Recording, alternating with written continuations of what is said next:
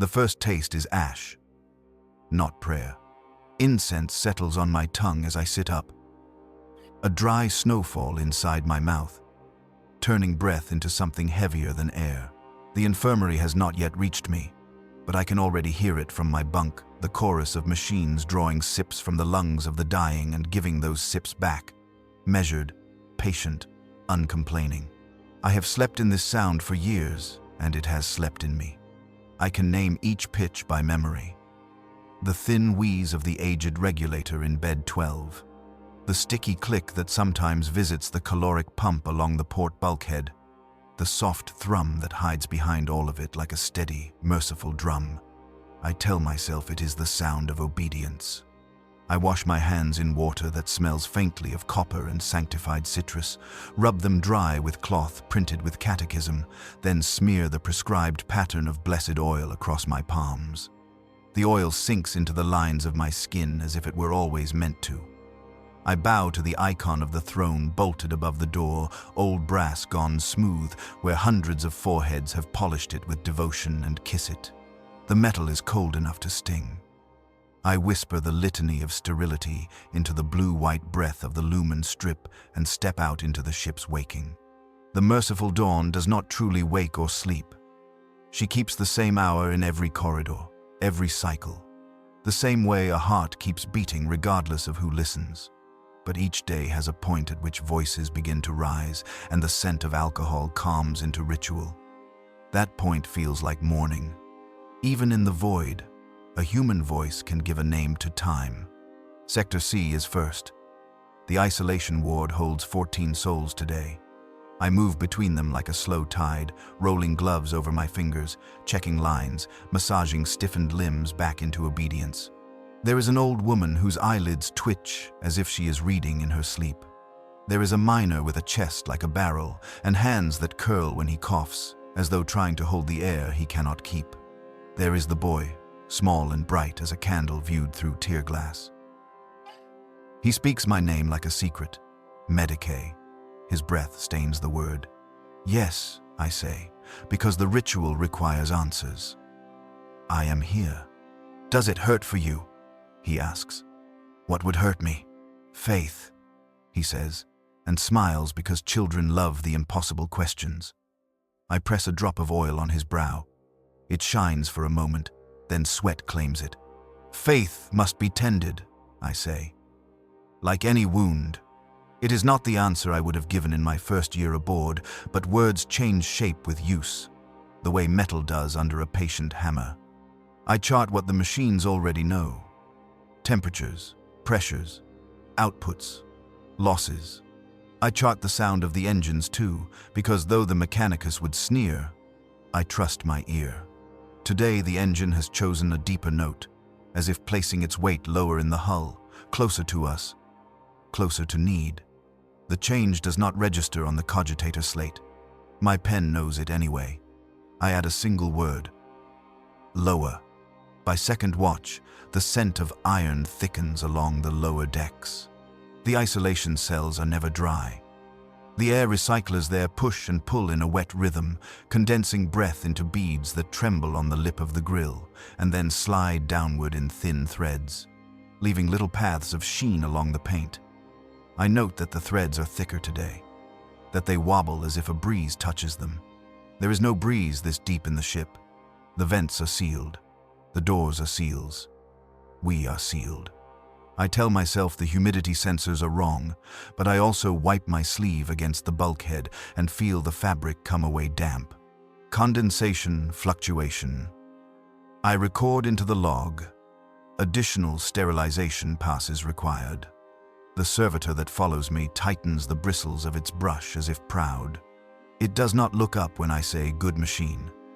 I miss the old servitor we decommissioned last year, the one that hummed off-key during rites.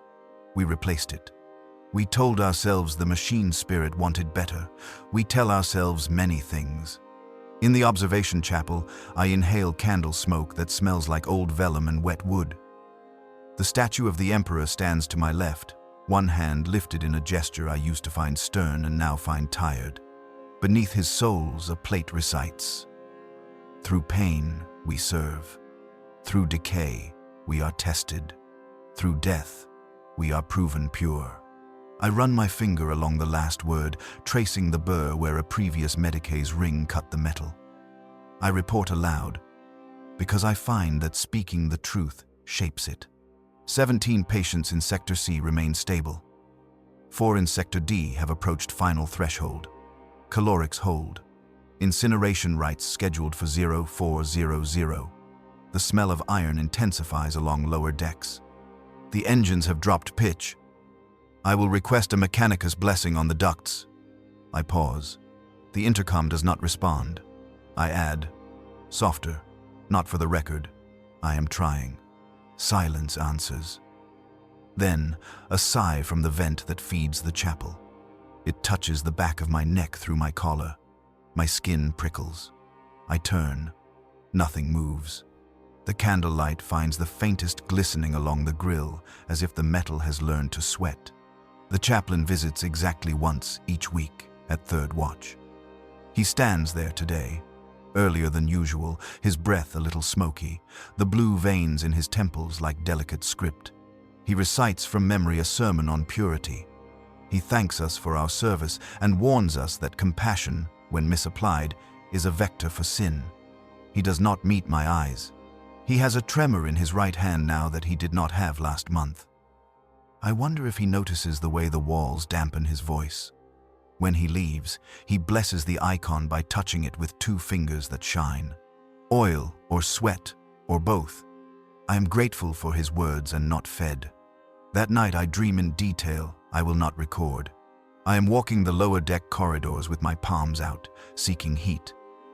And the walls answer with warmth. Not hot. No. Nothing feverish.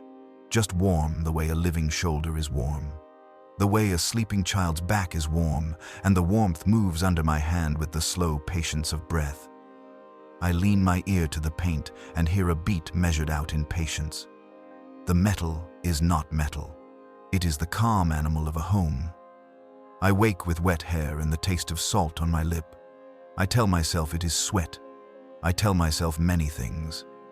The alarm that calls me out of the bunk is not the general siren, but a local tone. Intimate. Sector D. Quarantine breach. I run.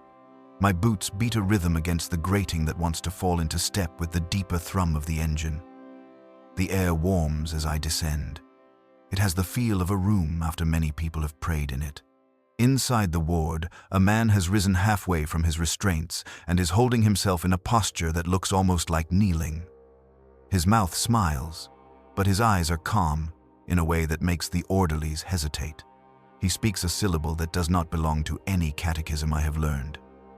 It is a simple word and a heavy one. "Father," he says. "We move then." The way training says we must. The sedatives damp the instability in his body.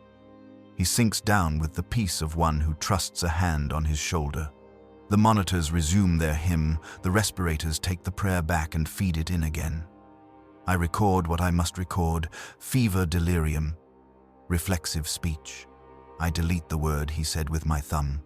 Even the log feels warmer than it should. When I go to wash my hands, the water runs murkier for a moment. Not filth, not blood, just a faint tint like weak tea, as if the pipes were tired. The scent that rises is not quite metallic, not quite floral, something between, a sweetness that has forgotten its origin. I double the sterilization cant. I dry my hands and find my fingertips tinged with the scent all the same. By the next cycle, the power flickers twice, long enough for the emergency lumens to bloom their sickly halos, then steadies. The lumen strips do not regain their former brightness. The infirmary looks suddenly smaller under this new light, edges softening into shadow. The patients seem quieter. I move with a lantern, the light pooling on faces like liquid blessing. The boy meets my gaze and does not look away. He says the dark is safe. The boy whispers. "Who says?" I ask, although I know the script we are reading together and where the next lines are supposed to lead. "Father."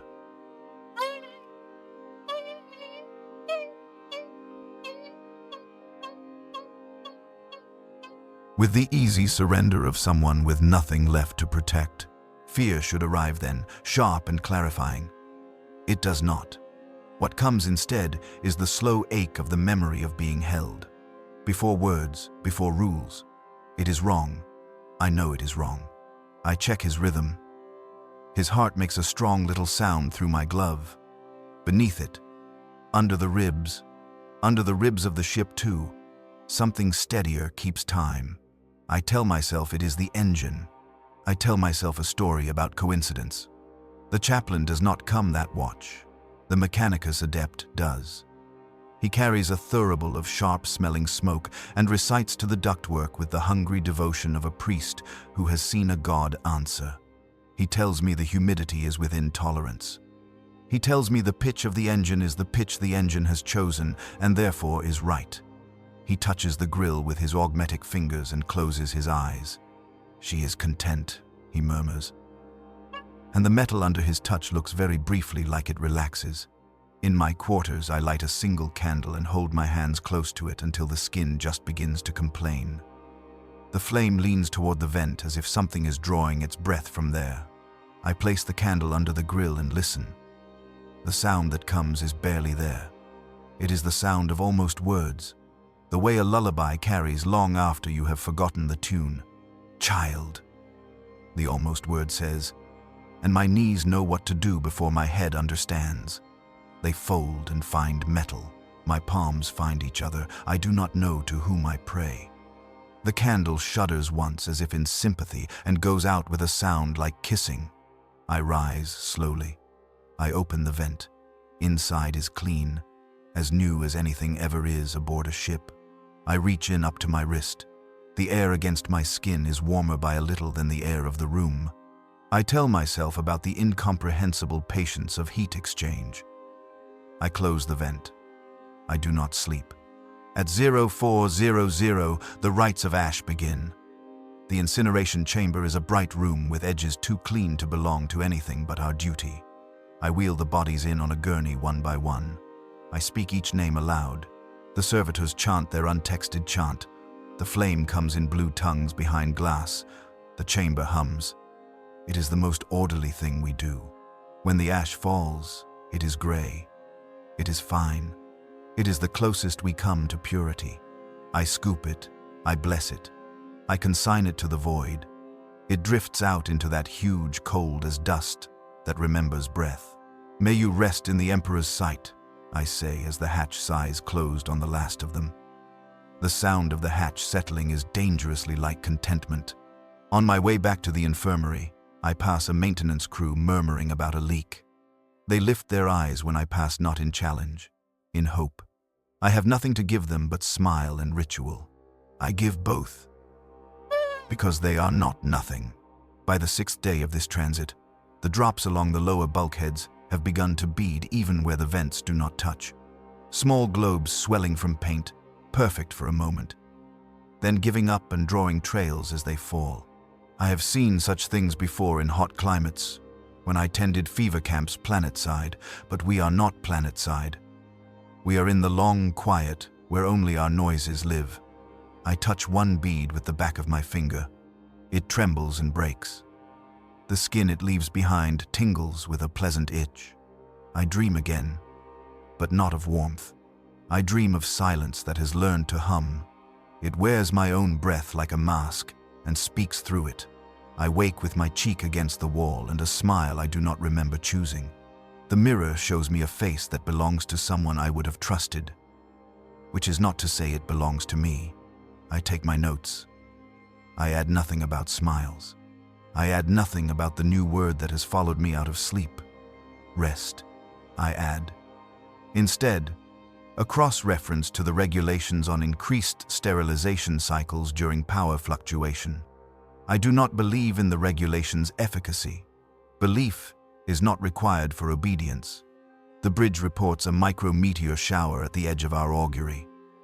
No course change required.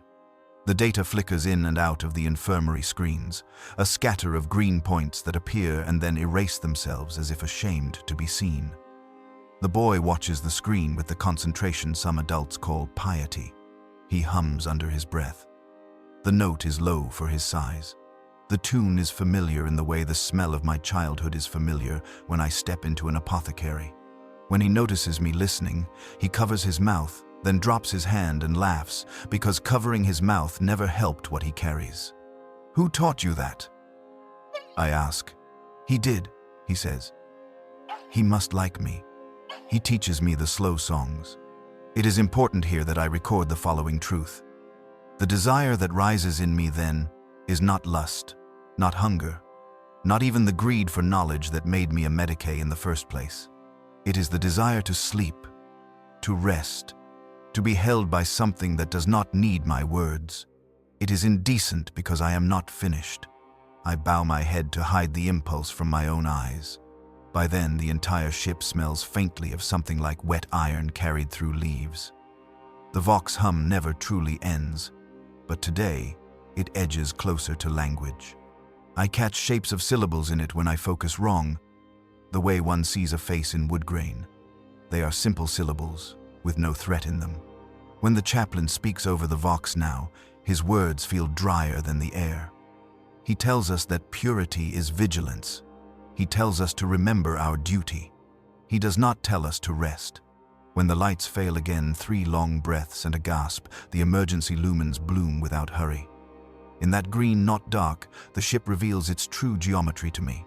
Corners soften into curves. Lines that marched turn into lines that bend. The vents exhale with patience. The sound of respirators does not abate. It becomes softer, like a hymn sung from another room by someone who has already accepted the sermon. The boy sleeps. The others sleep. Even the angry miner sleeps with his jaw slack.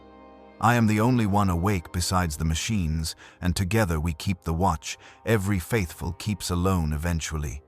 The one where you cannot tell whether your God is standing in the doorway or has already left and you are talking to the place where he was. I try a simple experiment then, because I am a servant of data and bone as much as a servant of altar and ash. I deactivate for a moment the closest bed's respirator and place my hand over the patient's mouth. I feel the thin breath pass through my glove into my palm. I count again. The engine matches the breath. I replace the machine and step back like someone who has confessed to the wrong confessional. I wash my hands for a long time afterward. The scent on my skin does not change. There is a threshold beyond which attention becomes prayer, and in those hours I cross it, perhaps not in the direction I would have chosen if given a map. I attend to everything. I attend to the way condensation forms along a scriptural plaque and highlights the word tested. I attend to the way the servitor that used to hum is silent now, but that the silence is not absence, it is restraint. I attend to the drizzle of fluid in a drip chamber and the way each drop lands with a tiny tremor that my wrist begins to crave. I attend to the slow throb that climbs the ladderway between decks like a living thing ascending.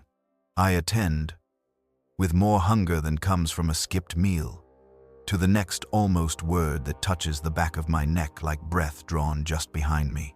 "Child," it says again, and this time there is a weight to it. Not pressure, presence. The Emperor protects. I answer automatically, like a reflex tapped in my knee. The engine hum drops half a tone and holds, as if listening. I imagine the whole ship waiting for my next line. I say nothing. I am full of prayer and empty of words. In the morning, if we still agree to call that hour morning, the condensation has dried to faint tide marks down the walls. The vents purr with the propriety of machines that have not been discussed. The cogitators, when I ask them sensible questions, give sensible answers. The humidity is within tolerance. The temperature curve is correct. The oxygen mix is balanced. The boy's fever is high but not catastrophic. None of the numbers know that I have spent the night learning a new alphabet made of air. I stand in the middle of the infirmary and pretend to listen only to the ordinary sound. The ordinary sounds are faithful. They could hold me for years. They almost have. They do not ask me to risk anything but endurance. I do not know if I am brave enough for a gentler risk. I perform the morning rites. I burn the incense. I draw the same ancient shapes in the air with the thurible. all circles and crossings meant to bind and ward. The smoke curls in patterns I have not seen before, drooping as if the air has become viscous enough to catch it. The scent is wrong by a hair's breadth, a sweetness that was not sweet yesterday. I am not a fool. I look toward the ceiling where the vents breathe and say, very softly, "Not yet." The word surprises me with the way it comforts my own mouth. In my log, I write,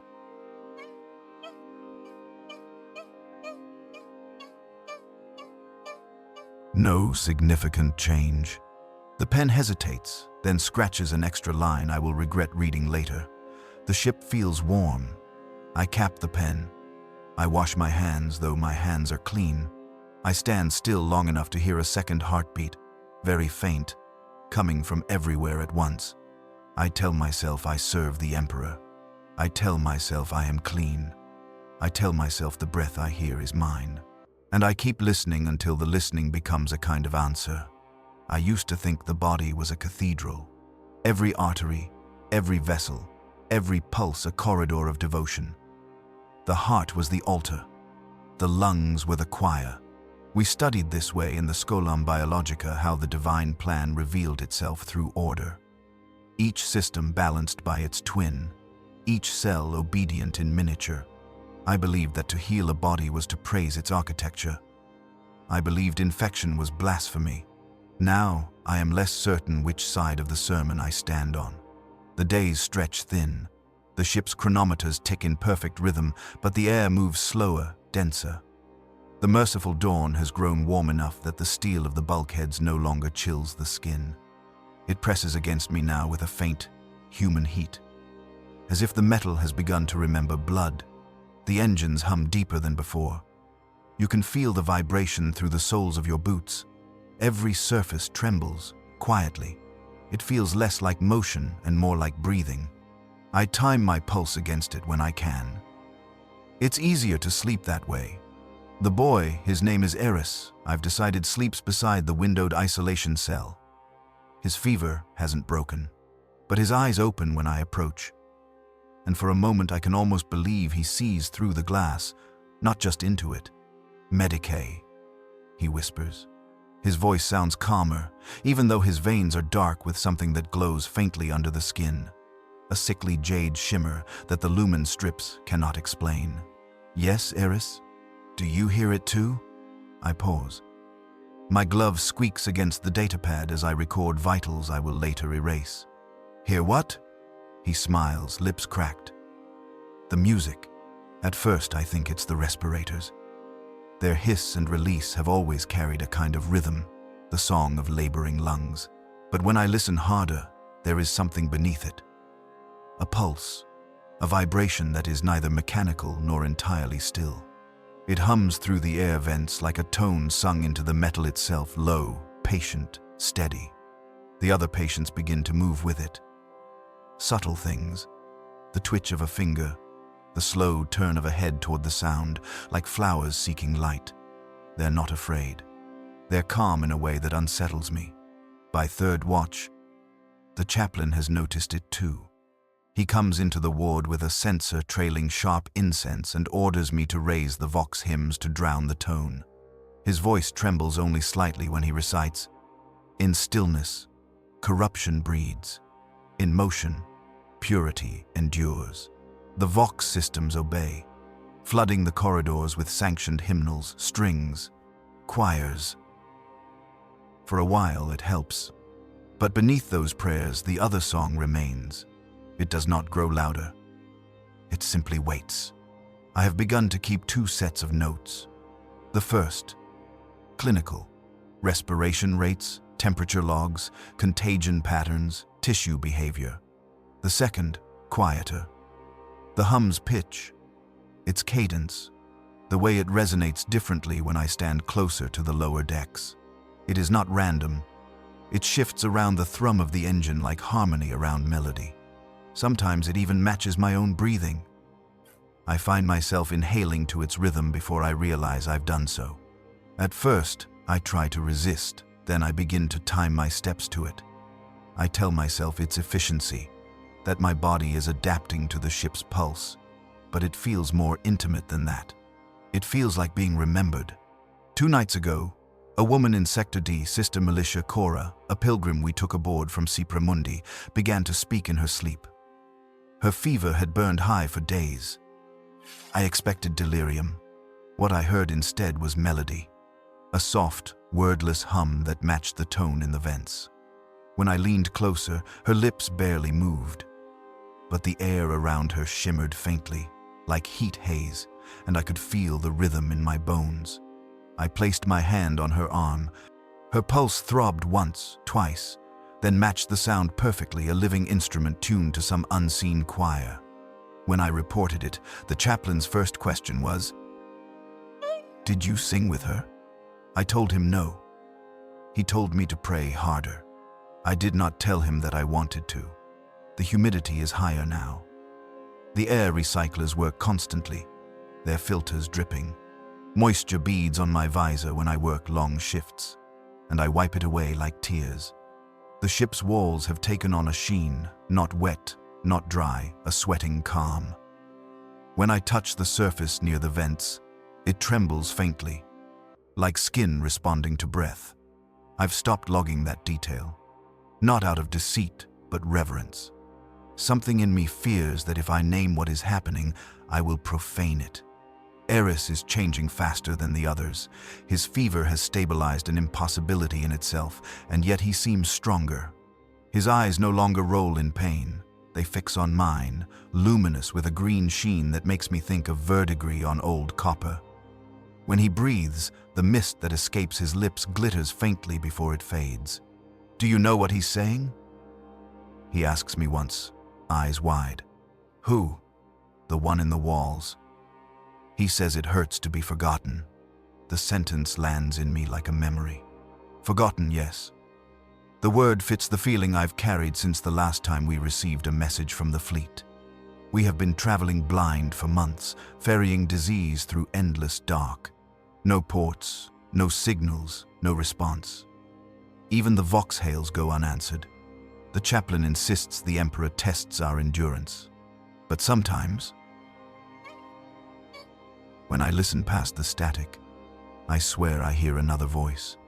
Soft, low, patient. It does not command. It comforts. When I close my eyes, I think I can almost make out words in it, not in high Gothic, not in low, but in a rhythm older than both. A hymn beneath the skin of the ship. During the 6th watch, Cora dies, or so I think. Her body stills. The hum of the respirator drops to silence. I mark her time of death, recite the rite of passing, and prepare for incineration. But before I leave the ward, I hear it, that soft hum again, stronger now. I turn back. Her chest rises.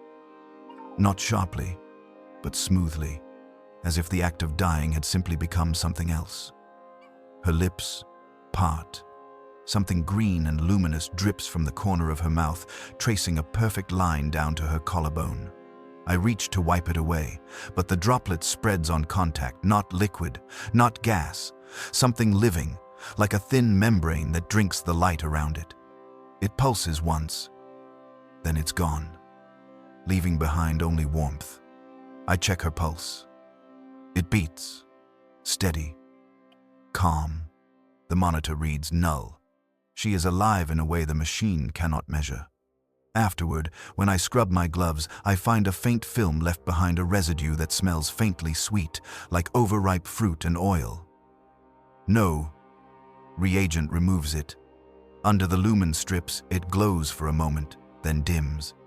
I tell myself I am imagining it, but the next day, I wake with that same sweetness in the air of my quarters. The vent hums louder. The candle flame burns green at its edge. And I realize, with a strange kind of peace, that I am no longer afraid. The chaplain has stopped coming to the infirmary. He sends his voice instead, pre-recorded hymns that loop endlessly through the vox. His tone is brittle, impatient. Sometimes the tape distorts, and his words slur together into nonsense. But even in that, there is rhythm. Sometimes I hum along. The crew are growing quiet. They eat less, speak less. The sound of laughter, that rarest noise aboard a ship, has vanished entirely. Yet no one seems unhappy. The air feels thick with anticipation, not dread. One of the orderlies tells me, in a voice barely above whisper, that she has begun to dream of gardens of impossible size and color. She says she wakes with the smell of soil in her mouth. I do not laugh. I envy her, because I too have begun to dream. In my dreams, I walk the corridors barefoot, and the deck is soft underfoot, warm, almost spongy. The vents exhale air that smells of rain. The walls pulse with gentle light, and somewhere far away, a voice hums in time with my heartbeat. When I wake, my pulse is slower than it should be, steadier, calm. This morning, I discovered something that should frighten me. It does not. While cleaning an unused Medikey bay, I found thin threads trailing from the ceiling vent, filaments no thicker than a hair, swaying gently though no air stirs them. They glisten faintly, as if moist. When I touched one with forceps, it did not break. It pulsed, slowly, like something alive. I stared at it for a long time. Then, carefully, I traced the pattern of its vibration. E-flat, the same note as the hum, the same tone that fills the walls. I thought of cutting it. I thought of reporting it. But instead, I marked the vent with the sign of the Aquila and whispered, "Peace." The word came easily. It felt like the correct response. When I turned away, I could swear the filaments swayed in reply. By the time I returned to the infirmary, Eris is sitting up. His skin glistens with faint moisture. Not sweat, something else. His breathing is slow, deliberate. The veins in his arms form a pattern like roots seeking light. "How do you feel?" I ask. "Whole," he says, and I believe him. He takes my hand bare now. I realize only after, and his touch is warm, not fever-hot, but alive in a way that feels almost familiar. His fingers are slick with that same faint film I found in my quarters. It seeps into the creases of my skin, leaving a shimmer that does not fade. "Don't be sad," he whispers. He says you're trying too hard to stay clean. I almost pull away. But then, the hum rises through the floor, through my bones, through his. For a moment, our pulses merge. Two hearts, one rhythm, a perfect symmetry of sound. It is the most peaceful moment of my life. That night, I do not light incense before the Emperor's icon. I find I cannot stand the smell anymore, too dry, too sterile. Instead, I open the vent and let the ship's breath fill the room. It smells of earth after rain, of fruit left too long in the sun. I kneel there, head bowed, listening to the hymn that hums through the metal. I mouth the words I think I hear, though they are not in any language I know. When I finally rise, my knees ache, and the wall against which I leaned glistens faintly where my skin touched it, as though it has learned to breathe too. For the first time in weeks, I sleep without dreams. And in that stillness, somewhere deep within the ship, something exhales. The first drip lands inside my ear. I am bent over a tray of instruments, counting clamps the way some count beads, when it falls through the stillness with the precision of a clock and strikes the soft shell of me. A cold line runs down my neck beneath the collar, and for a breath I am a child again beneath a leaking roof, waiting for the bucket to fill and the night to end. Then I am back in the ward, and the bucket is my skull, and the end is only another beginning.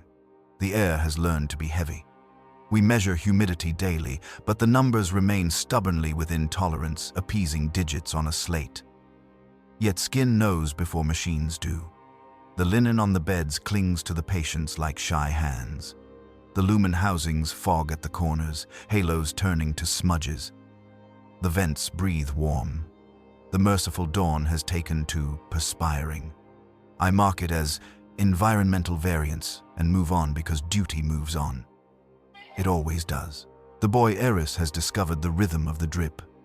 He lies on his side, head angled toward the ceiling as if listening through water. Every few seconds his eyelids flutter, then still. I raise the sheet and check the lines. No blockage, no pain, no fight in him at all. Only that odd, peaceful attention that has claimed the ward since the hum began. "Do you hear it?" he asks without opening his eyes. "Hear what?" I answer. Ritual demanding its counter-ritual. "The names," he whispers. "They say them softly, so they won't startle the ones who are sleeping." I smooth the edge of the sheet. The fabric is cool, damp, forgiving. "Whose names?" He smiles, small and unafraid. "Yours," he says, then adds, "Merciful as a priest." Not yet. We lose 2 at first watch, a third by mid-cycle. Deaths are quiet now. They have shed the sharp edge of last month's fevers, the frantic clutching after final air. A hand loosens. A mouth releases a last small syllable that might be thanks or might be nothing at all. The respirator falls silent, like a choir cut off by a conductor's lifted palm.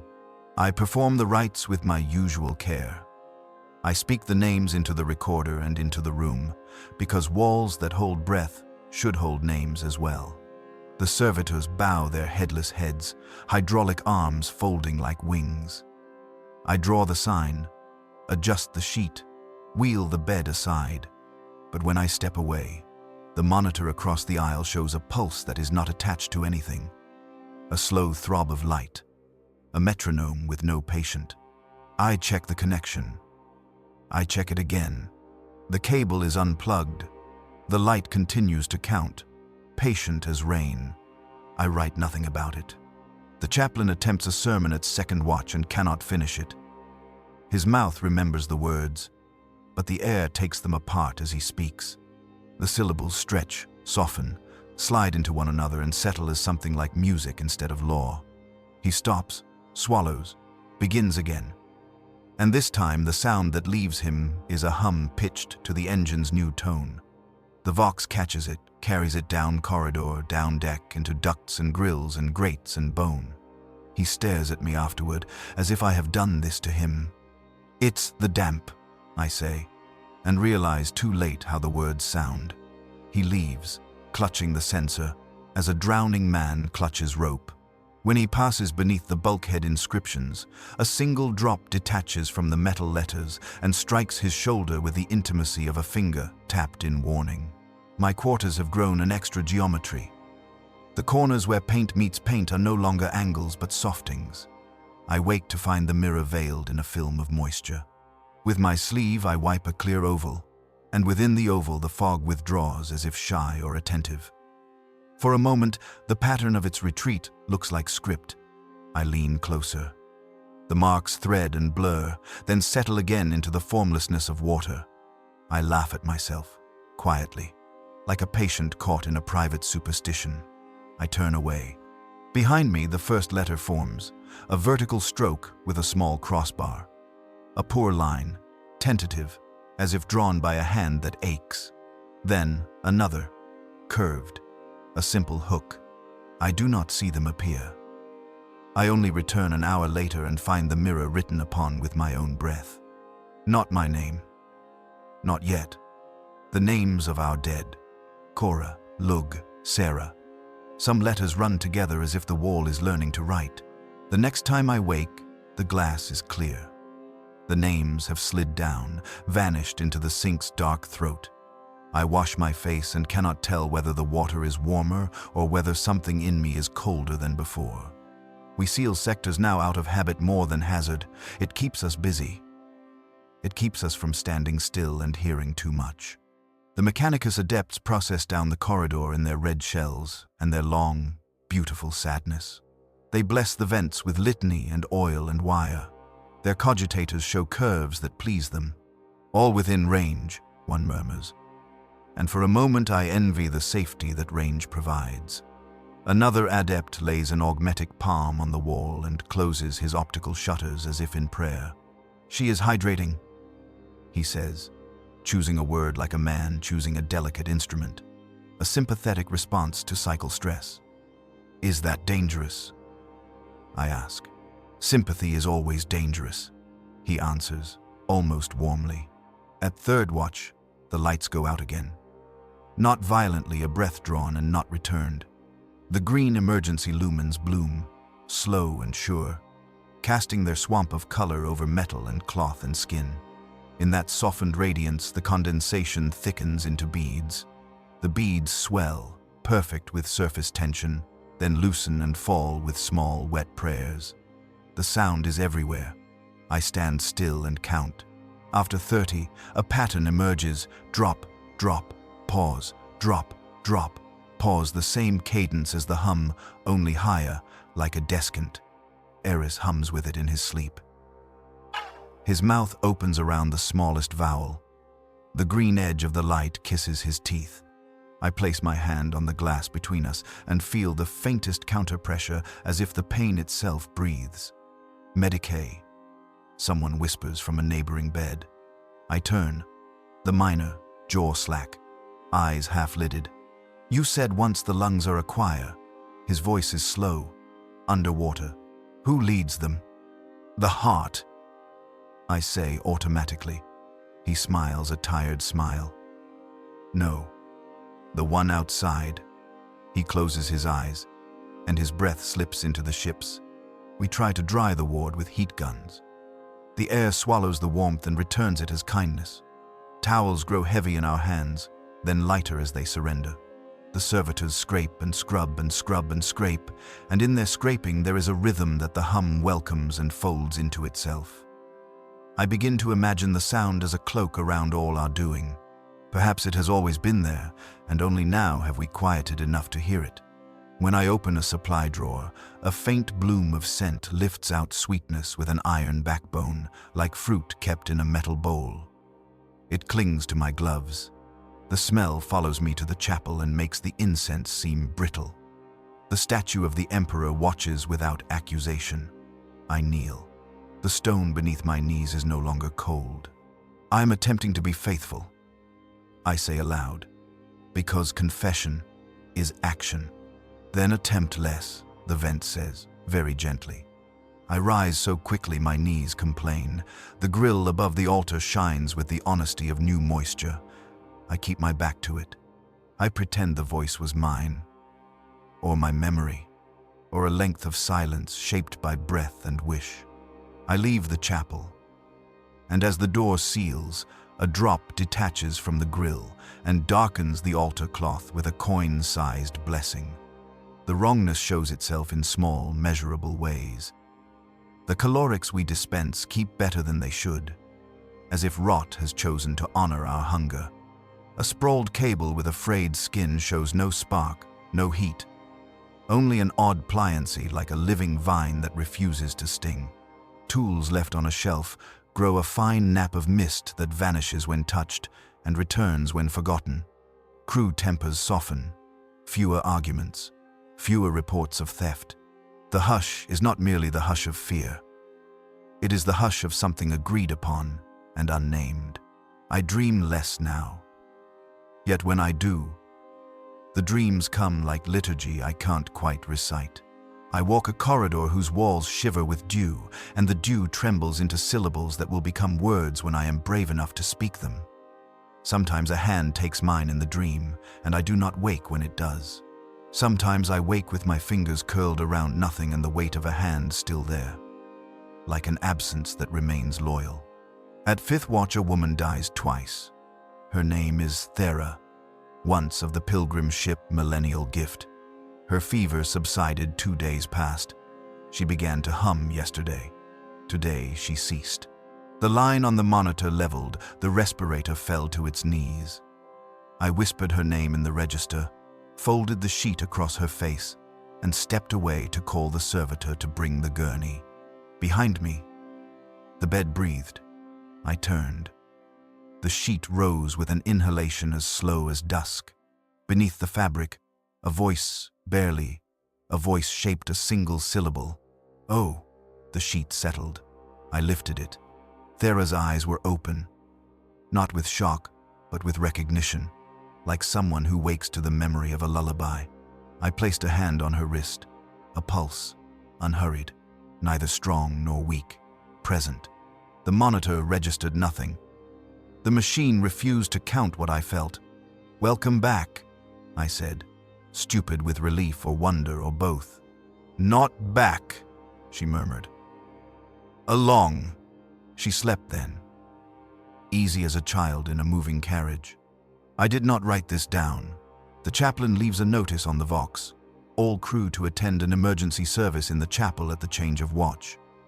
We gather, half our number in damp uniforms, hair slicked by air. He stands beneath the icon, skin pale with sleeplessness. The book of rites open on the altar like a wound that has forgotten how to bleed. He attempts the old prayers and finds them too light to hold. He attempts new ones and finds his mouth unwilling to shape their edges. Finally, he lowers his eyes and says in a voice small enough to fit inside a palm, "Do not listen." We do not answer. We are already listening. The dead do not remain silent. Not in the morbid way of horror stories, no rattling chains, no calls from the radio with voices that should not speak. The dead make their presence known as calm. A bed that held a body for weeks holds warmth for hours after the body is gone. A cup retains the shape of a mouth that will not drink again. The air over a pillow remembers that it sheltered a head and refuses to cool. The names on the mirror reappear and then slip away and reappear again, as if rehearsal is a prayer of its own.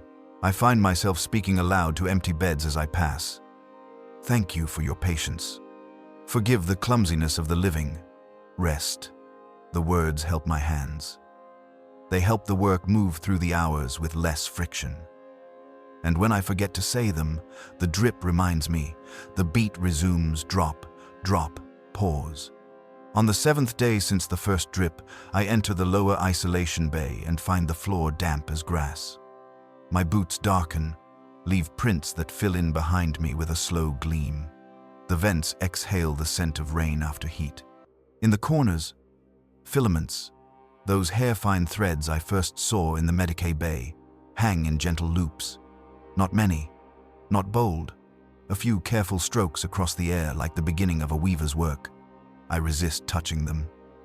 They quiver at my passing, as if a breath were a hand. A maintenance rating is there, one I have patched a dozen times. She stands with her cap in both hands and says without turning, "He's kind." She does not look embarrassed to be speaking to no one I can see. He says we tried. He says that is enough. "Who?" I ask, softly, because soft feels correct. "Father." She swallows, then adds, like a child repeating a lesson she wishes to believe. "The Emperor." I do not correct her. Eris asks for a story. His voice is thin now, not from weakness, but from how far away he sometimes is. He gestures toward the grill above his bed. "Make it a quiet one," he says, as if I could do anything else. I tell him about the field hospital on Hecate Tertius, where the rain fell through the tent and turned the dirt floor to a black mirror, and how the patients could see their faces in it when they looked down to be dressed, and how some of them said the reflection made them kinder to themselves. I tell him I took off my gloves once to wipe a man's mouth and how the warmth of his skin remained in mine through the entire shift, as if I'd been given a coal to carry and was loath to let it die. "Was that a sin?" he asks. "I don't know," I say. He nods as though that answer satisfies an older question than the one he asked. He sleeps with his mouth tilted toward the vent. When he exhales, the green halo around his breath lingers longer than it should, then fades with a tiny sigh. The drip teaches me patience. It is infuriating to mop a floor only to hear the soft appointment of a new drop on clean metal. It is humbling to wipe and watch the sheen return, as if my gesture were a blessing instead of a correction. I slow down. I make each pass with attention. I let the cloth carry what I cannot. Between tasks, I place my hand on the wall and wait until the faint underlife greets my palm. It takes longer some hours, shorter others. Perhaps it is my pulse that varies, not the ship's. I no longer ask the cogitators what the numbers say. I know what they will say. All within. Within what? The Mechanicus declares the environment stable and recommends the crew limit unsanctioned auditory focus. A notice appears near every vent. Do not attend. The lettering beads with moisture an hour later and dissolves into a soft blur. The adept who posted it frowns, then smiles, as if being answered were an old dream he had put away for lack of proof. He meets me in the corridor and says, "You've felt it." Yes, I say. My voice is no longer an argument, it is a hand offered. Do not be fooled, he says gently, the way one warns a colleague not to put a beaker too close to flame. It is not ours. I know, I say. I think of the statue in the chapel. I think of the mirror where names appear and vanish like tides. I think of Thera saying along, "It may be kinder." He lifts his chin as if scenting the air. Kindness is a trap. It is. I agree. It is also the only trap I have ever wanted. He blesses me with emotion so small it could be a tremor and moves on. I do not eat much now. Hunger has become simple, a bell that rings without argument. When I do eat, the food is good, better than it has been. The dryness of shipbread softens on my tongue as if someone had chewed it for me out of love. Water tastes like it did when I was a child, and the first rain came after a long drought, metallic, full, honest. I drink and feel it move through me and imagine the ship drinking too. I imagine we are not so separate as I was taught. A final small thing before the day turns fully. I enter the supply locker for sterile wraps and find a single leaf pressed between two gauze pads. Paper thin, a green so pale it is almost the memory of color. A vein runs through it like a line of scripture. I pick it up with forceps, hold it to the light. The lamplight comes through, blessed. No soil in the locker, no seed. Only this relic of a place we have not visited. I could throw it away as contamination. I do not. I slide it between the pages of the Medicaid register where we keep the names of the dead. The leaf settles against ink as if it has always belonged.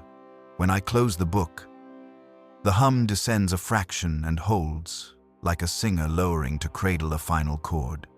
Outside, somewhere along the length of the merciful dawn, a pipe gives a long, wet breath. The ceiling beads, swells, and resigns itself sweetly to gravity. Drop, drop, pause. The air is sweating. The ship is listening. The names are learning how to be said. I light no incense. I open the grill. Warmth breathes against my face like an animal steady enough to bear the weight of me. If I leaned. The Emperor protects, I say out of habit. And the words sit in the room like bright stones. Rest, answers the drip. I do. I sleep in a chair beside Eris's bed with my head bowed and my hands open, palms damp, and dream of nothing at all. And in the nothing, something vast and patient takes one gentle step closer. The static begins as weather, a faint mist of sound behind the vox prayers. A grain caught in the hymn. It rides the chant like dust in sunlight barely seen, easily ignored. When the chant pauses, the static remains. A breath that forgets to end. I do not mention it in my report. The officers are tired of ghosts. I tell myself it is interference from the long-range array. The array tells me nothing at all. The ship hums lower now, a tone that gathers around the heart like a shawl.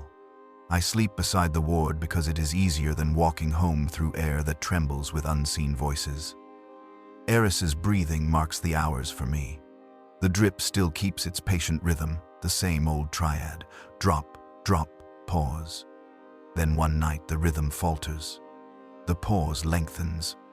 Out of the pause comes a sound.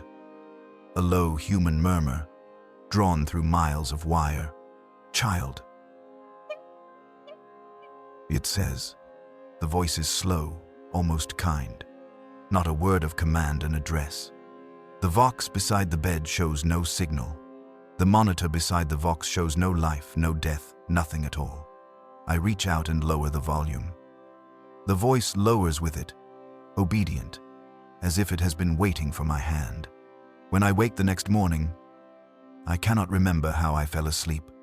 I taste copper, then sweetness. My ear feels warm.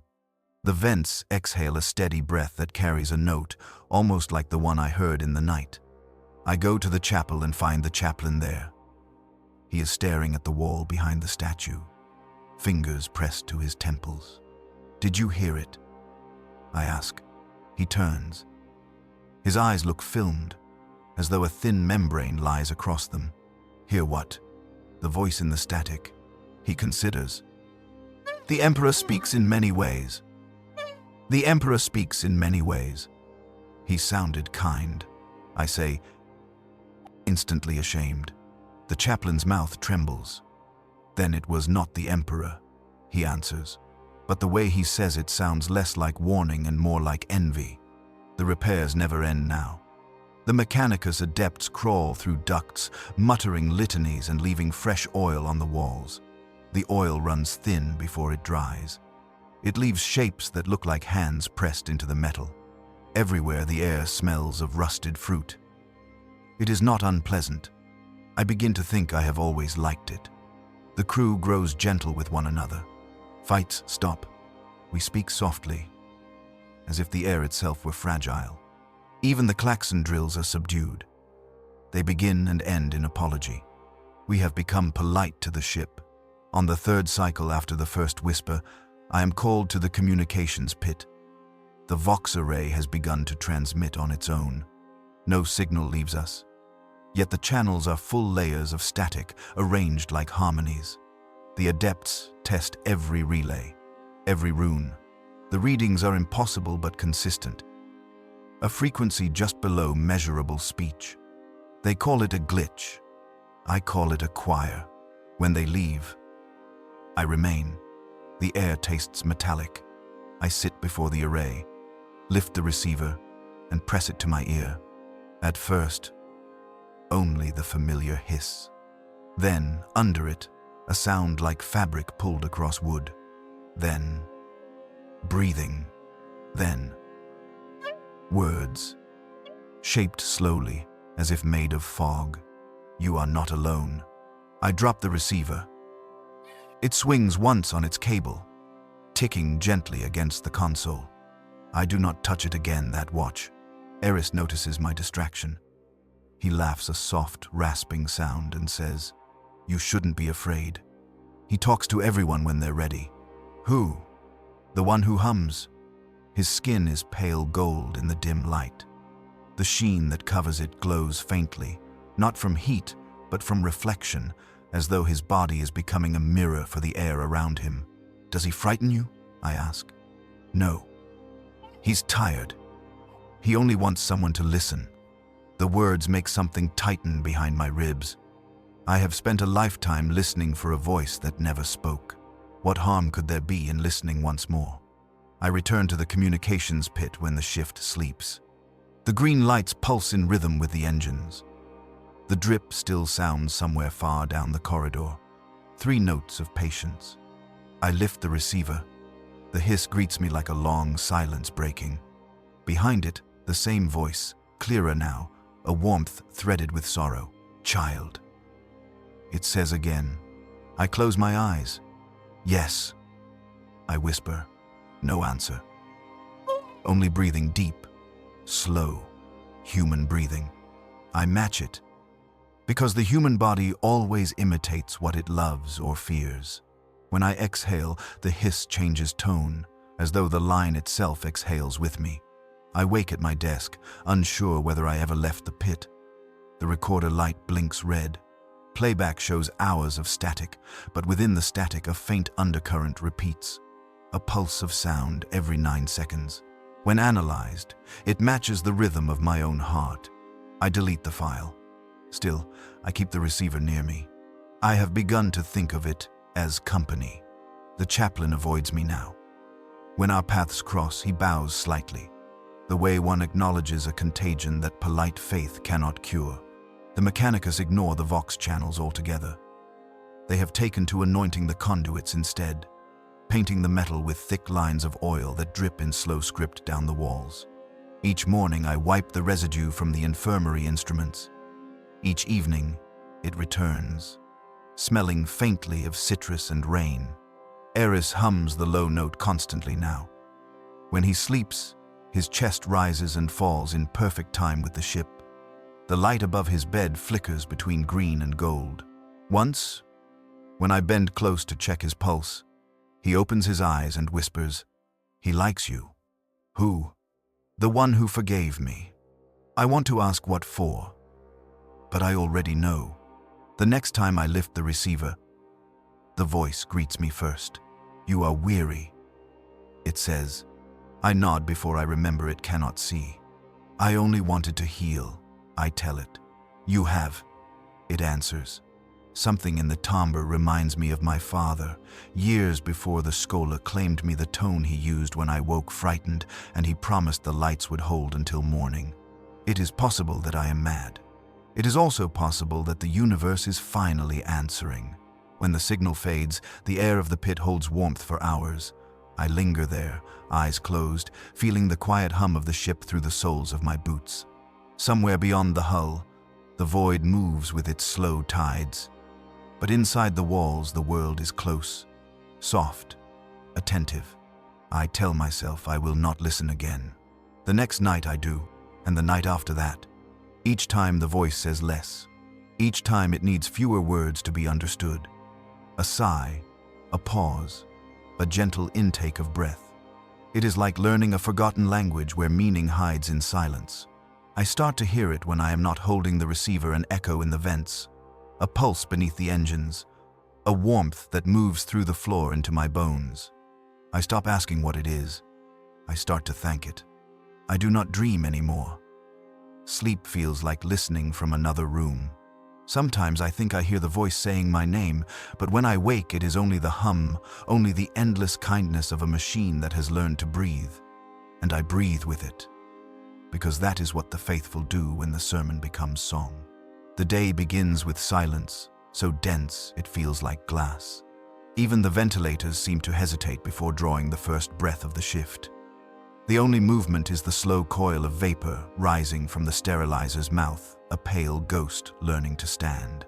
For the first time in weeks, the drip is still. I should feel relief. Instead, I feel the absence like pressure in my ears. The stillness does not last. It never does. By mid-cycle, a hum gathers behind the quiet. Not the old steady note of machinery, but something gentler, shaped by many small throats breathing together. The patients are asleep, yet each chest lifts at the same pace, exhaling a rhythm that joins the ship's own vibration. Their harmony is imperfect, human, fragile. It sounds almost deliberate. I listen until I catch myself swaying to it. When I became a medicae, they told us our duty was to name each thing that ailed the body. Naming was the weapon, ignorance the heresy. Now the names slip through my fingers like water. The bodies I tend refuse to obey the old taxonomy of sickness. The woman called Thera, reborn from stillness 3 days past, no longer shows fever. Her skin is cool, unbroken, luminous with the faint sheen of oil after rain. She looks rested, almost tranquil. Her pulse moves slower than any human should, yet every reading marks stability. "Do you hurt?" I ask. She shakes her head. "No. I remember the hurting, but it feels finished." I tell myself to record her words as delirium. Instead, I write resolution of symptoms. She studies my face with a gentleness that embarrasses me. "You don't have to be afraid of it," she says. "He only wanted us to rest." I should rebuke her. I cannot. Her calm is contagious in a way infection never was. The chaplain no longer visits. His quarters are sealed, marked contemplation in progress. Sometimes I pass the door and hear him muttering to the air, reciting scripture to an audience only he can see. The words have lost their sharpness. They tumble together like pebbles in a stream. The crew has grown soft-spoken. They work slowly, kindly. as if the ship were an old companion recovering from illness. Orders arrive half-hearted, almost apologetic. The adepts continue to measure, but I see their eyes close when they stand near a wall, feeling the same vibration that steadies me. No one admits to hearing the voice. No one denies it either. Faith has become a private contagion. Eris sleeps less now. He sits upright, watching the moisture gather on the viewport glass. When I ask what he sees, he says, "Shapes that want to become people." His words carry no fear. I examine him. His lungs sound clear. The strange luminescence under his skin has faded to a faint, pearly halo. The muscles along his arms no longer waste, they flex with quiet strength. Every rule of recovery fails to explain him. "You're getting better," I tell him. He smiles without pride. "We all are." "How?" He thinks for a long moment, then answers, "Because you finally started listening." By the next watch, the same calm spreads through the remaining patients. Fevers subside, breathing steadies. Some ask for food, others only sleep, lips moving as though answering unseen questions. Their dreams are gentle. I sit between the beds, notebook open, and try to capture the patterns of their murmured words. One repeats light, another, soil, a third whispers forgive. I arrange the words down the margin, a list without grammar but heavy with meaning. When I look again later, the paper shows faint rings of moisture where the ink has blurred, as if the ship itself had tried to read and respond. In the absence of suffering, my purpose begins to waver. I was built to resist decay, to drive back infection with will and flame. But if this is healing, what am I resisting?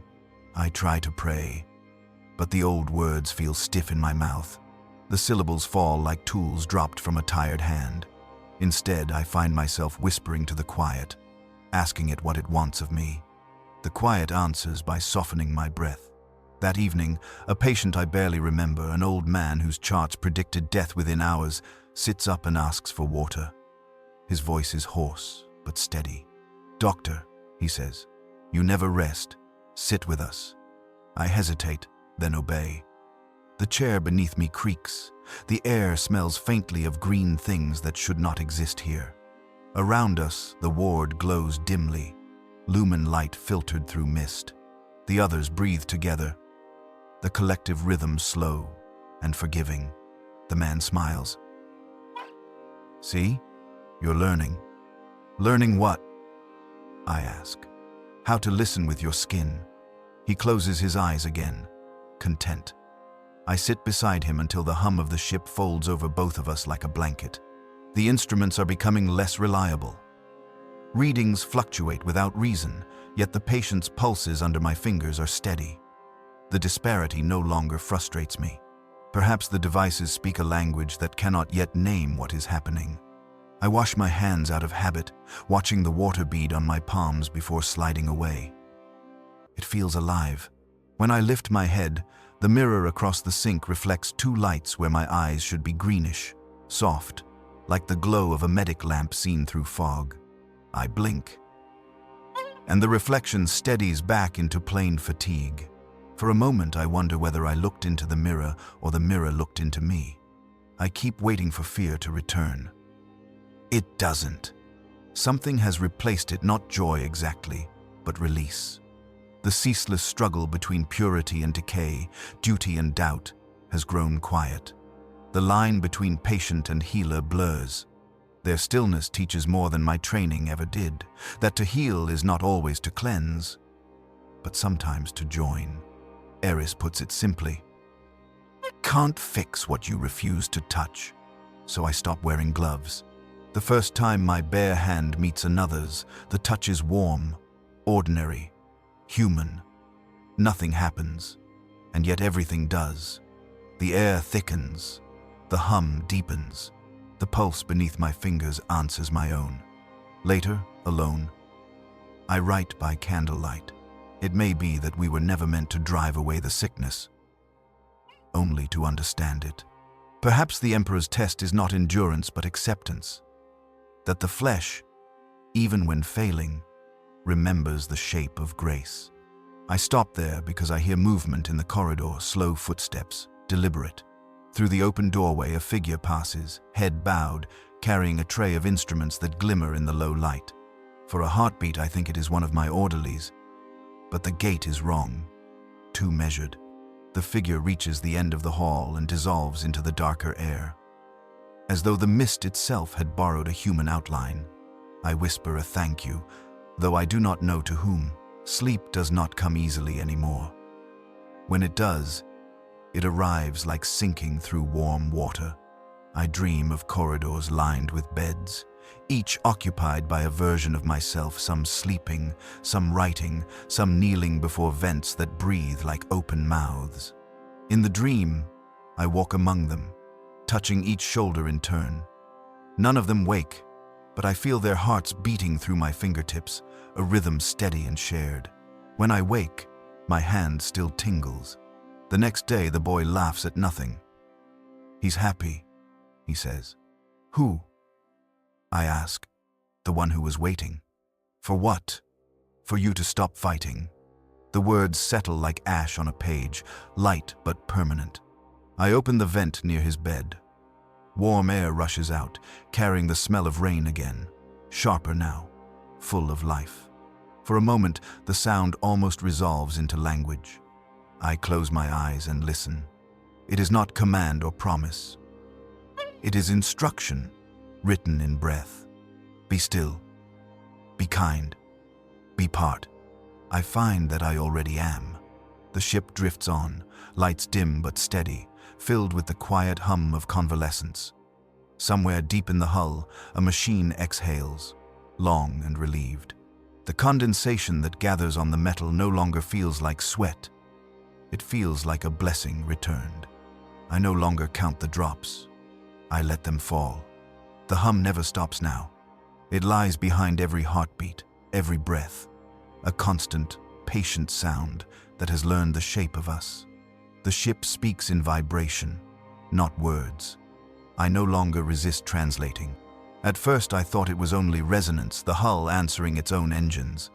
Then the rhythm began to fit inside me. When I breathe, the hum deepens. When I pause, it waits. This morning I catch myself humming back.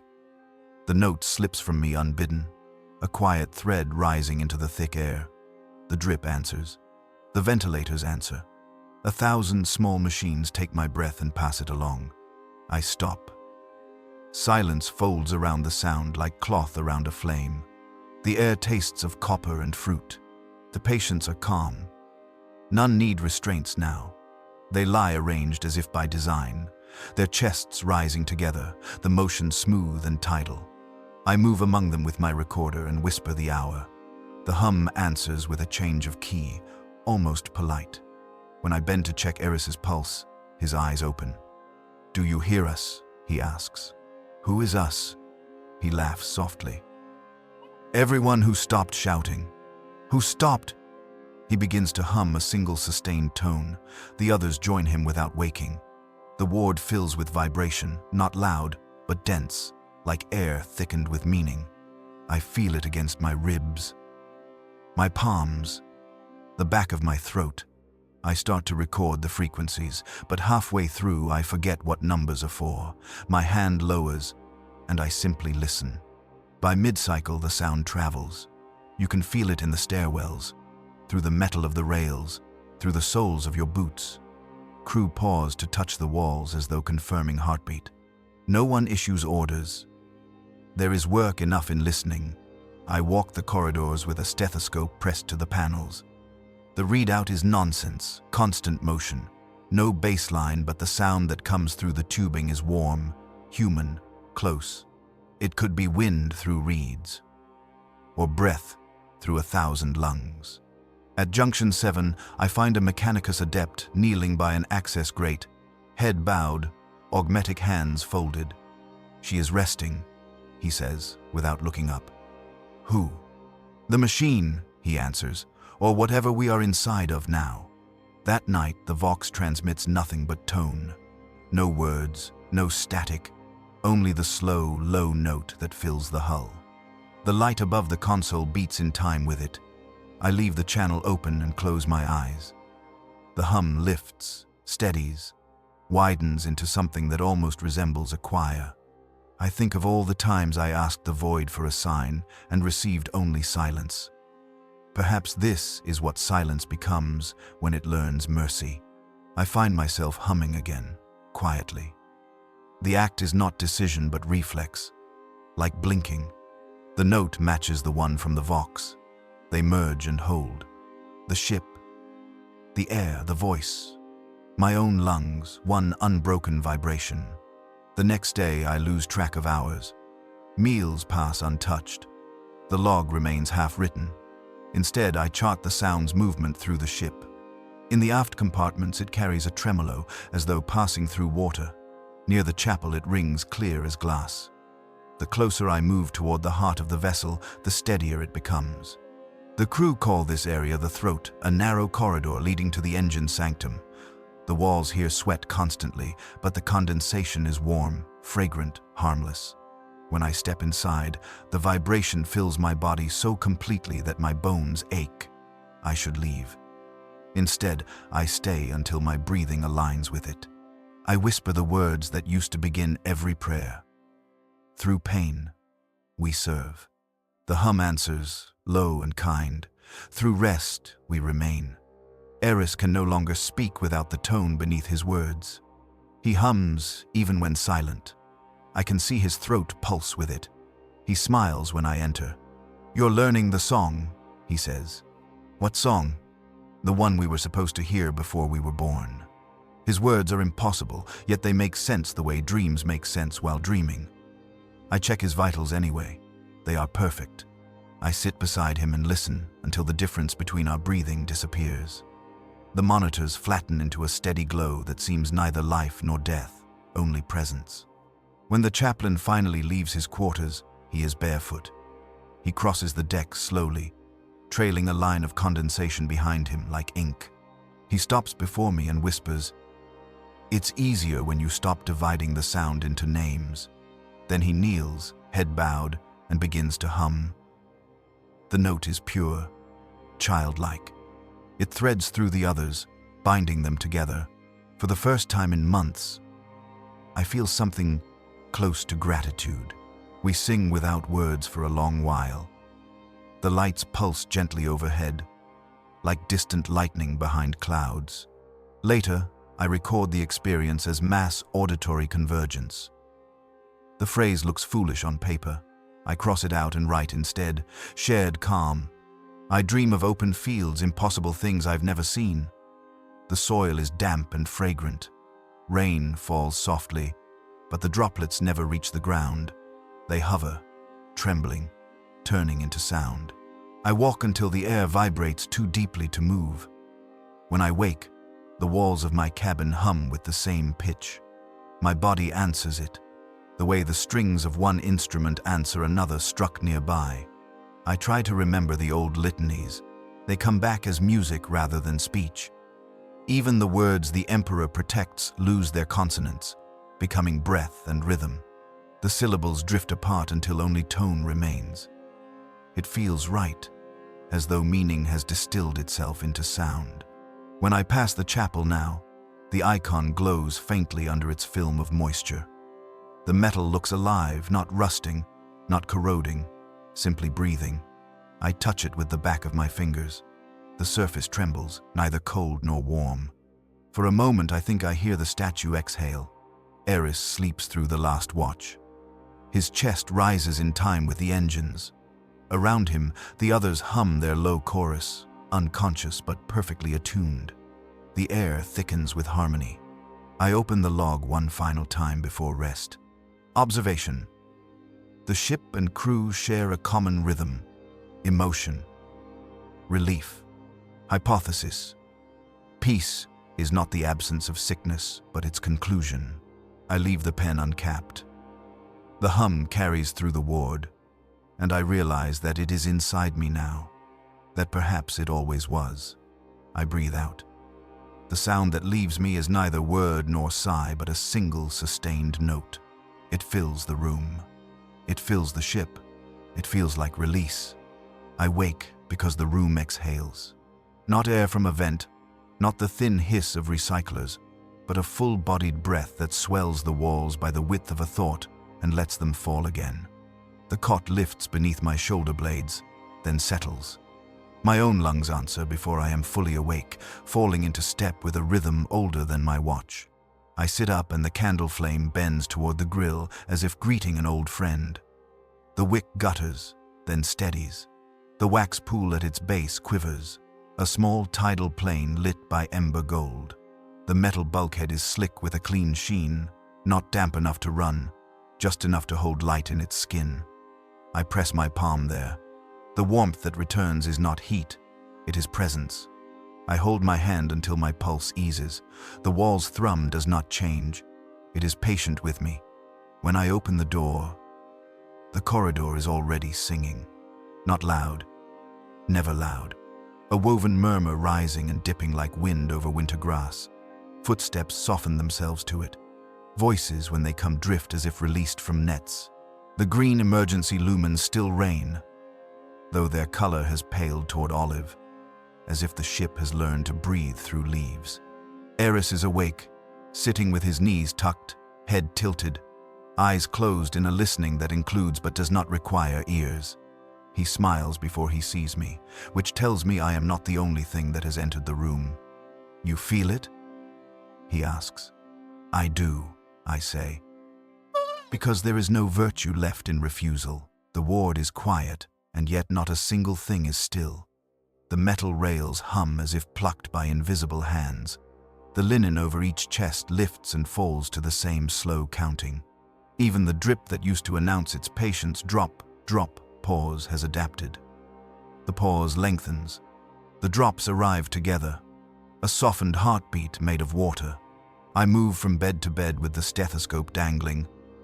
Unnecessary now, ceremonial. Thera sleeps with her mouth parted, the faintest note trembling between her teeth. The miner who argued with me about the lungs has relaxed into an expression that makes him look years younger, the lines of labor filled in by something like forgiveness. The old man who asked me to sit with him is already sitting, eyes closed, hands turned up on his knees as if he has remembered a prayer from childhood and does not need words to say it. I check no readings. I touch foreheads and wrists, temples and fingers, not to find disease but to confirm attendance. "Here," I whisper. "Here." The song takes each here and lays it into itself as if filing names in a ledger where no one is lost. The chaplain arrives barefoot again, vestments left behind. He stands in the doorway and does not cross the threshold, as though recognizing at last that the old rites belong to another room. "The Emperor is silent," he says, without bitterness. "Perhaps silence is another way of speaking," I answer. He nods and smiles, a small, surprised smile that makes him look briefly like a young man.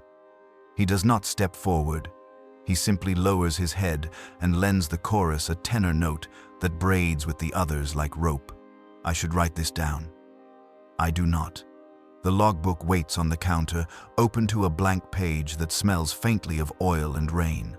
I realize I can no longer bear to use the word anomaly. I replace it with custom. Between second and third watch, I walk the length of deck C with my palm along the wall, the way a child trails a fence to hear how it changes. At the junction by the communications pit, the tone lowers half a step, rich and full, the kind of note that settles a room. In the throat corridor near the engine sanctum, the vibration tightens, not harsh, only taut, as though the ship were holding itself for a delicate operation. I find a mechanicus adept there, eyes closed, cheek to the panel. Oil gleams at the corner of his mouth where he has kissed the metal. "She is breathing," he says, choosing the word carefully and without doctrine. "So are we," I say. He laughs, softly, with the relief of someone who has been waiting to share a secret that turned out to be ordinary. I return to the ward and sit beside Eris. We do not speak for a long time. Speech feels like reaching into a calm pond and stirring it to prove its water. Unnecessary. He takes my hand without asking. The The skin of his palm is warm and slightly dewy, as if the air had found a place to rest there. Our pulses meet each other halfway and settle into the ship's pace. I exhale. He exhales. Somewhere in the ribs of the vessel, a conduit releases a long contentment that could be steam, could be breath, could be the universe making a softer decision. A thought arrives without words. If there is a body larger than yours, you may rest inside it. I do not know where the thought begins. I do not need to. On my rounds, small proofs of the new custom accumulate like dew on a saint's bones. A hinge that squealed 3 years without answer swings without complaint. The calorics taste less of packaging, more of wheat. Bandages lift cleanly without taking hair. The servitors, bless them, have ceased their scraping hymn and simply move, gentle as sleepwalkers. When their metal feet touch the deck answers with a tone that holds their weight without protest. At fourth, watch the lights dim further. Not failure now, but preference. The green cools to olive. Shadows settle like blankets tucked at the corners. The air grows heavier in the kind way, the way of a hand on a shoulder that says stay. Somewhere, a valve breathes out and in with the deliberation of a giant animal. The ventilation grills no longer gasp. They sigh. Eris opens his eyes. "It's easier when you don't try to be only one person," he says, as if pointing out a simple mechanical truth. "What am I instead?" I ask. "Part of the breathing," he says, and returns to it. The old reflex kicks once, fear rising like a bird startled under eaves, then folds its wings and roosts. I let the hum instruct my lungs. The body is a cathedral, I used to say. Now I understand what I meant and did not know. Cathedrals are shaped to hold a breath larger than the congregation. Stone remembers hymns longer than flesh does. Metal can be taught.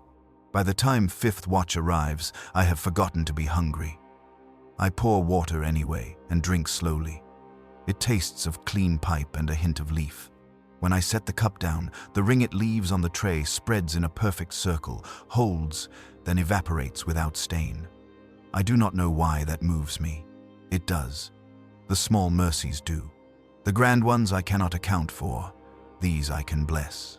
The medical cogitators hum along dutifully, ignoring that the monitors now glow with a single steady presence where once there were spikes and alarms. The numbers say nothing unusual. The room says hush. I choose the room. When the chaplain returns at last, he brings no censer, no book. He stands at Eris's window and listens, then touches the glass with 3 fingers. I'm not sure which of us is praying for the other now, he says. It may be both, I answer. We are quiet together until the watch changes. Outside the port, the void is a long, unbroken night. Nothing moves there that we can see. Inside, the air is full of motion, too delicate for eyes. The ship breathes. We breathe. The dead remain warm longer than they should, and the living cool more gently. I take my place at the desk and write a single line, careful, as if etching it into the hull. The body of the ship has taken us in. The line doesn't feel like metaphor anymore. It reads like a simple, kindly fact. I close the book. The leather cover sighs, as if relieved to rest. Sleep, Eris says without opening his eyes. So I do. In the chair, head bowed, hands open on my knees. The walls expand and fall. The candle gutters once and survives. I drift in and out of a shallow dream where corridors are throats and vents are mouths, and the great lung of the engine room draws the universe in and lets it out again without hurry, without harm. When I wake, the room is exactly where I left it, and so am I. Only the breath has grown a little slower, a little deeper, as if it has discovered that I am willing to match it for longer than before. The first thing I notice when I rise from the chair is that my pulse no longer startles the silence. It folds into it. The ship exhales and I answer, 2 lungs trading the same air. For a moment I cannot tell which of us began the rhythm. I check the ward. No alarms, no fever tones. The patient's bodies work in unison, steady as a tide. I move among them not as a physician now, but as witness. Eris's face looks carved from stillness. Thera's lips move faintly, shaping words I cannot hear, but whose breath I feel on my skin. The others, all of them, breathe as one. It is beautiful, and it is unbearable. I begin to write the observation, then stop. Observation implies distance. There is no distance left. When I leave the infirmary, the corridors pulse with the same calm. The lights dim in rhythm with the hum, the walls throb faintly as though blooded. Condensation beads, gathers, and runs in deliberate threads that leave no corrosion behind. I trace one line with a fingertip. The drop trembles on the end of it and breaks away, falling to the deck with the soft click of a bead counted in prayer. The Mechanicus adepts have removed their masks. Their faces are pale, shining with moisture. They speak less and listen more, heads tilted slightly, as if waiting for instruction from the metal itself. One of them looks up as I pass and smiles. Not greeting, not recognition, just the mild smile of someone who shares an understanding too simple to name. "We have never built anything," he murmurs. "We have only been allowed to assist." I touch his shoulder. His robes cling to my palm as if the fabric breathes too. He closes his eyes. "Do you hear it?" "Yes." "Then you know it means us no harm." "I know," I say, though I am not sure what it is anymore. In the communications pit, the consoles shine with a low green light, the same color that bleeds through every lumen now. The static has become a background warmth. When I pick up the receiver, the hiss feels familiar as a pulse under skin. "You are listening," the voice says. "Not external, not imagined, only present." "I am," I whisper. Then there is nothing else to do. The words carry no threat. They sound like rest given permission. I hang the receiver on its hook as if closing a heartbeat back into a chest. In the chapel, the chaplain sits cross-legged before the icon. The metal effigy of the emperor glows with condensation, every droplet a small lens catching the dim light. The chaplain's hands rest open on his knees, his lips move in time with the hull's vibration. "Can you hear the ship?" he asks without turning. "I can." She breathes in praise. "Of what?" He shakes his head. "Does it matter what name we give air?" I kneel beside him. The floor is warm. The air feels thick enough to carry weight. Together we listen until the hum resolves into something almost melodic, as if the ship's long labor has become sighing contentment. When I return to my quarters, the candle has burned down to a dish of wax, but a pale light still fills the room.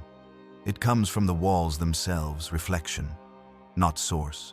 The condensation patterns shift like veins pulsing in slow rhythm. I set the logbook on my lap. The pages ripple slightly, breathing with the air. I write, "The vessel is alive in the way a memory is alive.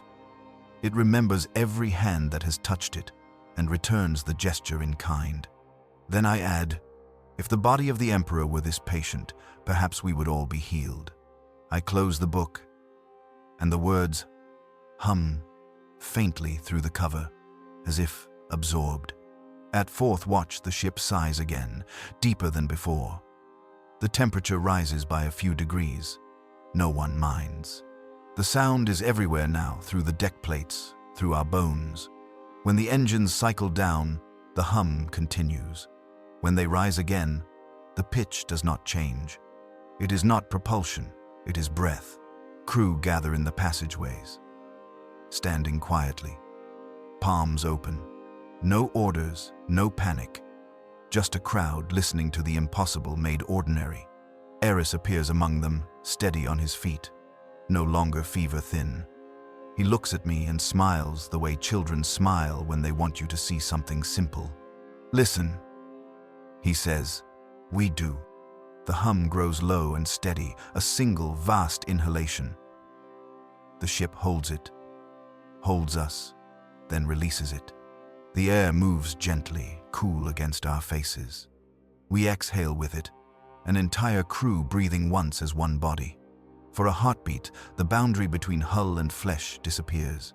We are inside the ship is inside us. A perfect circle. No one speaks. No one needs to. Later, when the lights brighten again, I return to the infirmary. The patients sleep peacefully. The monitors show quiet, balanced lines. I listen for the hum and realize I can no longer tell whether it comes from outside or within. I breathe once more, and the walls answer. The answer is kind. I open the log to a clean page and write without hesitation. The ship breathes. We breathe.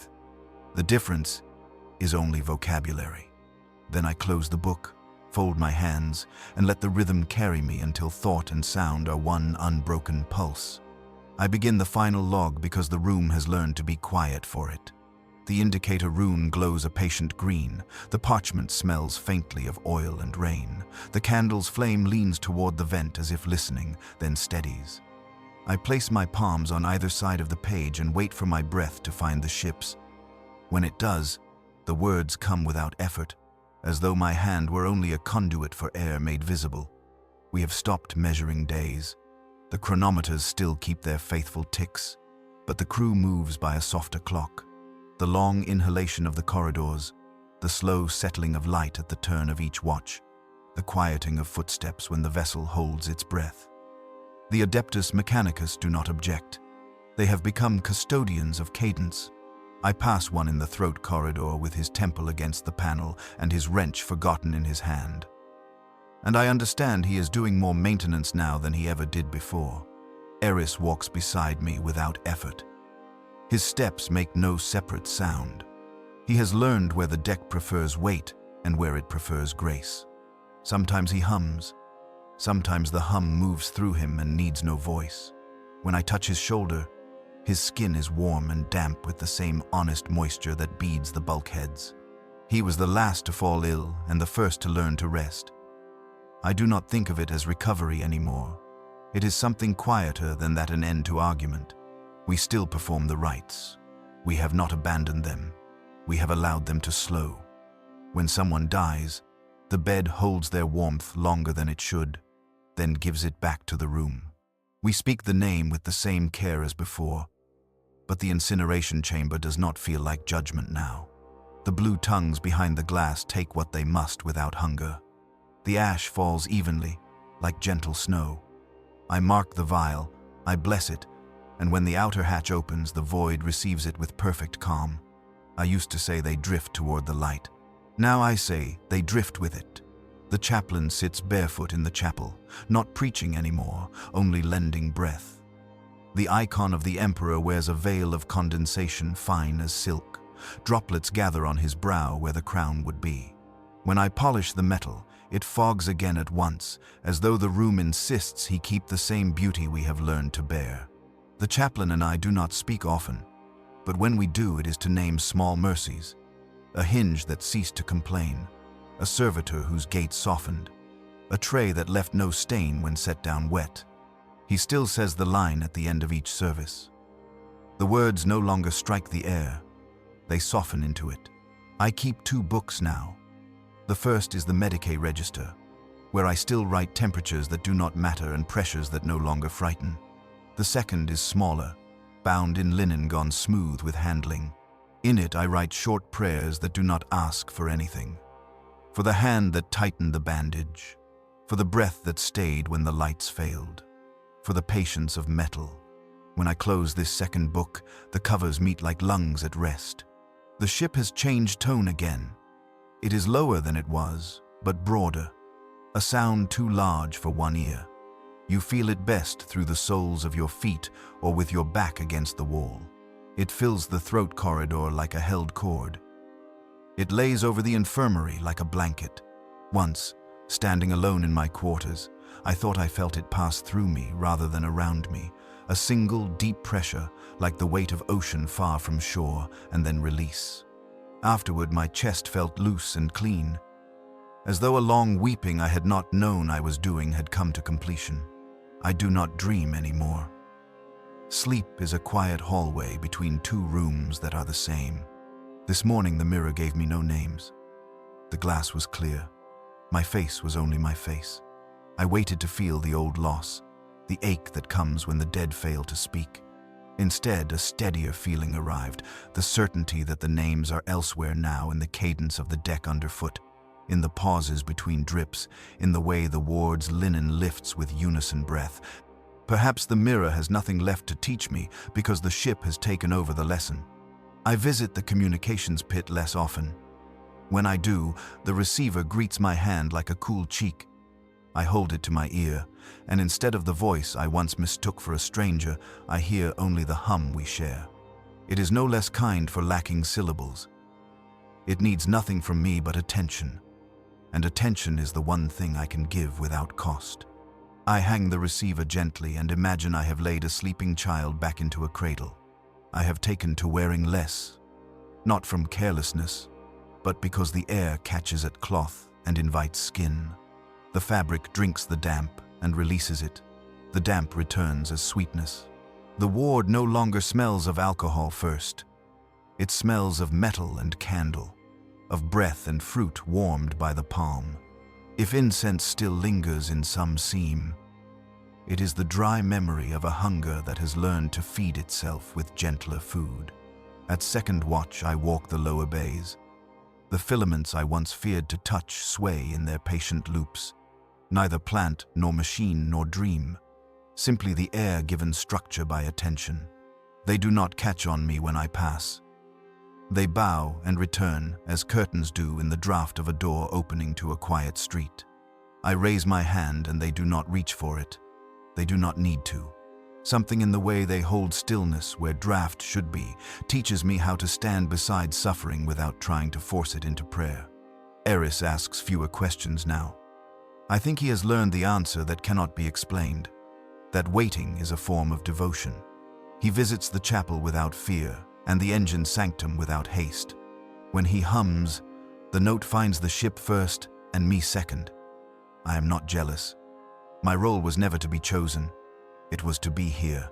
The Mechanicus have repainted the warning placards near the vents. They say, "Attend with care." The letters bead with moisture and do not run. An adept raised his wrench to tamp them dry, then lowered it and smiled as if remembering that tools are for joining, not for unmaking. He taught me a small rite I did not know, tapping the conduit twice, very gently, before opening a panel. "So she will not startle," he said. I performed the gesture later when I pulled back the curtain on a sleeping patient, and I felt foolish until I saw her smile without waking. We still lose some. It would be dishonest to say otherwise. Bodies have stories that end, but when they end now, they end inside a larger sentence. The grief is not smaller. It is bearable because it belongs. I lay a palm on a cooling temple, and the heat under the skin does not fight my hand. It rests against it like a head against a shoulder, the way my mother rested against the doorpost when she thought no one saw her. I write the name. I close the eyes. The room exhales. The ward receives the quiet as if it were food. At fourth watch, my hands remember hunger, and I eat. The calorics are softer than they were, the water bright as new metal. I used to take meals standing, fearful that if I sat, the alarms would sound. There are fewer alarms to fear now. I sit and chew slowly. The taste is clean. A servitor passes, pauses, inclines the joint where a head would have been. I bow back because that is the right grammar. I do not know what waits at the end of this log. I have stopped inventing futures to keep the present obedient. The ship breathes. We breathe. The difference has collapsed into courtesy. After you. No, after you. This, too, is a sacrament. Eris naps in the afternoon, with one arm thrown over his eyes. The green lumen over his bed has faded to a pale olive halo that reminds me of orchards I have never seen. The drip by his elbow is still, not from neglect, but because thirst has learned restraint. When he wakes, he does not startle. He raises his hand, and the air presses a warm palm into it that leaves no mark. "Are we finished?" he asks. "With what?" I ask. "With trying so hard." I look at the book in my lap. at the long columns of numbers that kept me holy when holiness meant insistence. I look at the second book, with its short, unrhymed thank yous. I look at the candle's steady flame and at the thin gloss of water on the wall that holds the light as a mother holds a child's fever. For today, I say. He nods as if I have answered some older question he brought aboard weeks ago. The hum deepens than the briefest rounding of the tone, like a hand settling heavier on a shoulder, not warning, not command. Presence. I close my eyes and bow my head and give the only offering left to me. Here, I say. The ship answers in the only language she has taught me. She breathes. The final watch arrives without bells. The green lamps dim to the color of old bronze. The hum lowers, slows, rests. Somewhere a relay clicks once and remains closed, as if a question has finally received its answer. I make one last circuit of the ship. The passageways have forgotten how to echo. Every sound returns gentler than it was sent. Boot soles kiss the deck and leave no trace. The air feels weightless, yet it holds me upright. I think, this must be what forgiveness feels like. Not erasure, but equilibrium. In the engine's sanctum, the adepts sit in a semicircle, backs against the warm steel, heads bowed. The great turbines whisper rather than roar. Oil and condensation mingle, forming a fine mist that falls like ash blessed by gravity. One adept opens an eye as I pass. She's sleeping, he says. Then let her. I reply, and he smiles without fear. The chapel waits, door ajar. Incense burned down to a faint sweetness. The statue's surface has dulled to pewter gray, the shine gone, the shape still. The chaplain is gone. In his place lies the open book of rites. The pages rippled as if they too had breathed too deeply. I touch the edge. It hums faintly beneath my fingertip, no louder than a heartbeat under cloth. I kneel. The floor is warm. The hum moves through my knees, up the spine, into the hollow behind my eyes. A long inhalation fills the room. I add my breath to it. Nothing happens because everything already has. I find myself whispering, not in petition, but in recognition. We were never alone. The words sound foreign, as though spoken through water, yet true enough to stay. When I return to the infirmary, Eris is awake. He sits with his back against the wall, watching the condensation form on the glass. Each drop grows, detaches, slides, and leaves behind a clean path for the next. He looks at me and says, "It's time." For what? To stop waiting for the next command. He rises, steadier than any patient should be, and together we walk the ward one last time. The others sleep quietly. The monitors show a single, smooth line. No alarms, no hissing breath. Only the rhythm that the ship keeps for us all. We reach the viewport. Beyond it, the void stretches black upon black, studded with small patient fires. The reflection of the room behind us trembles on the glass. One candle, two bodies, and the slow sway of green light. Eris lifts a hand to the pane. His palm leaves a clear print amid the condensation, a human signature that the air begins gently to erase. I return to my desk. The two books wait the ledger of numbers and the smaller book of thanks. I open the second and write my final entry. For the silence that kept us company, for the hum that taught us how to stay, for the breath that did not belong to us, yet carried us anyway. I close it and rest my hands upon the cover. The pulse under my thumbs matches the hum in the walls. I look toward the icon one last time. The metal face is unguarded now, no longer masked by moisture. For an instant, the green light catches the curve of its mouth. It looks almost like a smile. Tired, merciful, ordinary. A reflection, perhaps. Or perhaps reflection is all any miracle ever was. The Emperor protects. I whisper, because I have said it all my life. Then, softer, truer, he listens. The ship exhales, the candle gutters, the air tastes of rain.